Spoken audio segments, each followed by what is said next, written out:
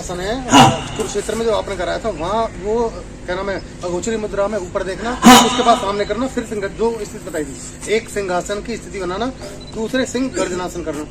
ये सिंहासन अलग चीज है। सिंहासन हमने अपने सिलेबस में नहीं लिया। वो सिंहासन वही है, उसमें शांत होकर के बस आपने बैठना है आगोचरी मुद्रा में। हाँ हाँ हाँ, उसमें बैठ जाइए। जैसे जैसे शेर शिकार की तलाश में कह लीजिए और जरा शांत रहता है ताकि कोई चीज हिले तो उसको सुनाई दे, उस पर टूट पड़े, तो उस समय वो बिल्कुल नहीं हिलता। जब आप सिंह आसन का पोज बना के वैसे बैठे हो तो वो सिंह आसन है, और गर्जना करो तो सिंह गर्जना, बस इतना फर्क है। हम यहाँ पर वो एक्स्ट्रा बात इसलिए नहीं बताते, यहाँ साधक बैठे हैं तो जाके करवाना शुरू करेंगे, सिलेबस से बाहर चले जाएंगे। और इंडिया का लेवल कुछ और होता है। जैसे उष्ट्रासन करते हैं, उष्ट्रासन, हाँ, तो उसकी स्थिति गर्दन की हमारी कहाँ होनी चाहिए? गर्दन पीछे की तरफ झुकती है। पहले कहा करते थे कि गर्दन को सीधा रखो, उससे आपको यहाँ पर तनाव आ जाएगा। अगर आप पीछे मुड़ोगे तो इससे ज्यादा फायदा है, क्योंकि बड़ी उम्र में भी सामान्यतः यहाँ पर हमारी सख्ती रहती है, मसल्स के अंदर भी, नर्व्स के अंदर भी, वर्टेब्रास के अंदर भी। जब आप ये आसन जितना पीछे की तरफ लेके जाओगे तो आपका सर्वाइकल रीजन उतना फ्लेक्सिबल बनेगा, और यहाँ पर हमारा कैरोटिड साइनस होता है, वो प्रभाव में आएगा। जितनी भी मेन रक्त वाहिकाएं ब्रेन की तरफ रक्त लेकर के जाती हैं वो खुलेंगी, आपको उसका भी फायदा होगा। तो बहुत सारा बिल्कुल पीछे ले जाते हैं। हाँ, कोई नहीं, ठीक है। हाँ हाँ, आप भी लेके जाया करें। मुझे ये पूछना था कि जैसे हमारी योग की कक्षा का, मैं प्रश्न को दोहरा दूंगा। उनका प्रश्न था उस आसन में गर्दन पीछे लेके जानी चाहिए कि नहीं, उसका जवाब मैंने दे दिया। बोलिए। मुझे पूछना था कि जैसे हमारी समय अवधि है 1 घंटा 10 मिनट हाँ, है, नहीं 1 घंटा है, 1 घंटा 10 मिनट, 10 मिनट भी नहीं है ना, तो 1 घंटे में हमें जैसे प्राणायाम बहुत सारे हैं, तो किस तरह से उनको निर्धारित करें, कब कौन सा लें? आप कोई कभी भी ले लो, मौसम का जरूर ध्यान रखो। आजकल आपको चंद्रवेदी, शीतकारी, शीतली, भुजंगी प्राणायाम और काकी प्राणायाम ऑटोमेटिक बंद हो गए। आप कौन से आ जाएंगे, सूर्य बेजगुरु भस्त्री का ऐड हो जाएगा इस महीने से। नहीं, मतलब मैं संख्या पूछ रही। कोई आप 3 मिनट में 1 प्राणायाम करवाना चाहिए। 10 मिनट है तो 3 प्राणायाम डेली करवा दें। अगर हम इसको कल को कहें कि आप इसको 15 मिनट करवाओ तो फिर आपके 4 से 5 प्राणायाम हो जाएंगे, फिर संख्या आपको गलत नहीं लगेगी, जो कि निकट भविष्य में हम कभी भी करवा सकते हैं। मिनट में कितने प्राणायाम करवाने चाहिए? आमतौर पर हमारी शिक्षा क्लास में बस ये लास्ट प्रश्न। मेरा प्रश्न सभी के लिए है, यदि हमारी कक्षा में कुछ नए साधक हैं और कुछ पुराने साधक हैं, तो नए साधक आते हैं और पुराने साधक आते हैं, तो हम शिक्षक संहिता को अधिकतर महत्व देते हैं, तो पुराने साधक तो कुछ समझ लेते हैं, जो नए साधक आए हैं उनके लिए बस थोड़ा सा ये बता दीजिए कि हम क्रिटिकल न बना। बैठिए।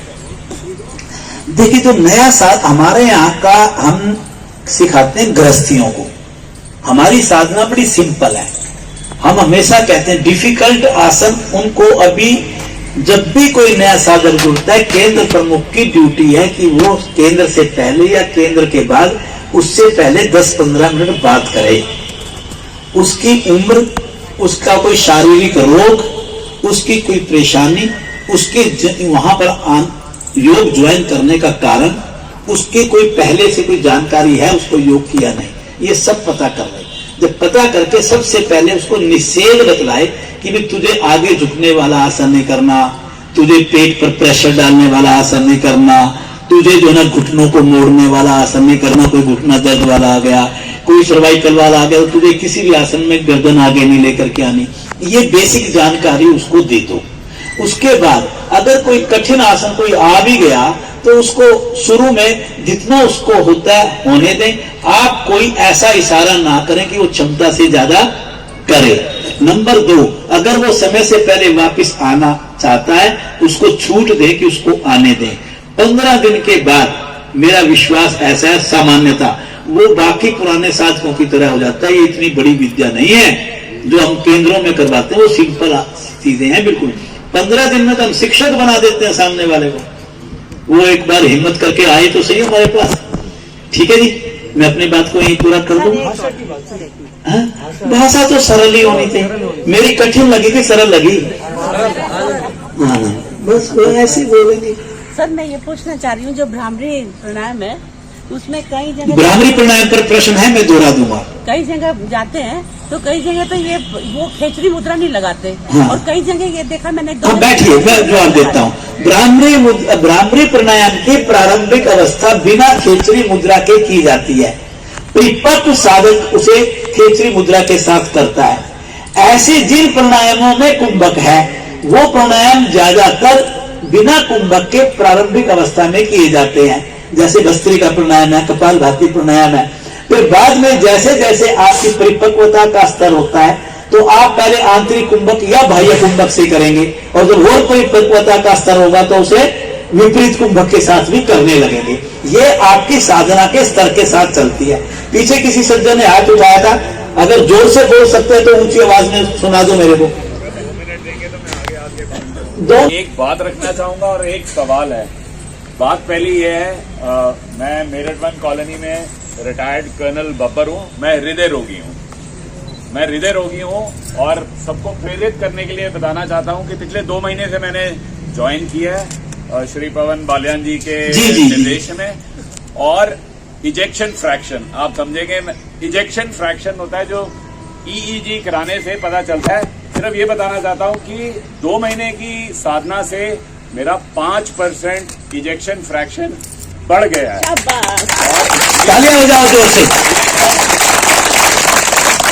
ये सब का श्रेय या क्रेडिट मैं योग को देना चाहता हूँ। उसको तो है ही है। तो और दूसरा मेरा सवाल था कि बाकी सारी क्रियाएं मैं करता हूँ, कर सकता हूँ, और पवन जी बहुत अच्छे से गाइड करते हैं, लेकिन फिर भी थोड़ा शॉर्टनेस ऑफ ब्रेथ। मैं आपको एक बात बताऊं, एक चाबी दे के जा रहा हूं आपको। आप योग में ज्यादा थकने वाली क्रिया को जोश में आके कभी ना करें। अभी आप वो क्रियाएं करें जिसमें आप ज्यादा आराम से कर सकते हैं। यही आपको उन क्रियाओं तक लेकर के जाएगा। इसलिए हार्ट के मामले में कभी लापरवाही नहीं करनी। आप बिल्कुल सही जगह आए हो। आप विश्वास करो, आप निकट भविष्य में बहुत स्वस्थ साधक, हमारे शिक्षक और अधिकारी बन के आओगे। अभी आपने एक चीज नोट की, मैं आपको एक बात याद दिलाता हूं, किसी ने टीवी पे न्यूज सुना कि नहीं, कि अहमदाबाद में गरबा खेलते डांस करते हुए एक दिन में ही 10 व्यक्तियों को हृदय रोग से मौत हुई। आपने ये न्यूज सुनी है किसी ने? उसका कारण क्या था कि वो लोग व्यायाम और योग नहीं करते होंगे और उनके शरीर में कहीं ना कहीं ब्लॉकेज होती है। जब ब्लॉकेज होती है, ये चीजों में कमी होती है। जब आप नॉर्मल लाइफ जी रहे होते हैं तो शरीर और हार्ट आपको सपोर्ट करता है, लेकिन जब आप उससे एक्स्ट्रा सपोर्ट मांगते हो तो आपके हार्ट मसल्स एक्स्ट्रा सपोर्ट करने के लिए सक्षम नहीं होते। तो उसको सक्षम बनाने के लिए आपको, जैसे बच्चा पहले घुटनों के बल चलना सीखता है, फिर बैलेंस बनाना सीखता है, फिर चलना सीखता है, फिर पापा मम्मी की उंगली पकड़ के बाजार में चलता है, और फिर वो एक दिन उंगली भी आप बिल्कुल वैसे ही योग को मान करके चलो। योग कोई एक्सरसाइज नहीं है। योग जहां आपके हार्ट के मसल्स को ठीक करेगा, आपके बॉडी के मेटाबॉलिज्म को ठीक करेगा, आपके ऑर्गन सिस्टम को ठीक करेगा, आपके नर्वस सिस्टम को ठीक करेगा, वही आपकी मानसिक स्थिति और आध्यात्मिक स्थिति को भी ठीक करके चहुमुखी विकास करता है। ये बहुत महान विद्या है। हमें इसको रोग उपचार की श्रेणी में नहीं लेना चाहिए। रोग तो दिया जला दिया, अंधेरा कैसे रह सकता है? इस दृष्टिकोण को अपना करके श्रद्धा, विश्वास, निष्ठा, नियमितता और अनुशासन के साथ अगर आप इसको जीवन में अपनाओगे तो मैं उस भगवान पर अपना पूरा भरोसा व्यक्त करते हुए कहूंगा कि आप बहुत स्वस्थ जीवन जिएंगे। ओम शांति शांति शांति। बैठे रहे सर। जो यूट्यूब चैनल है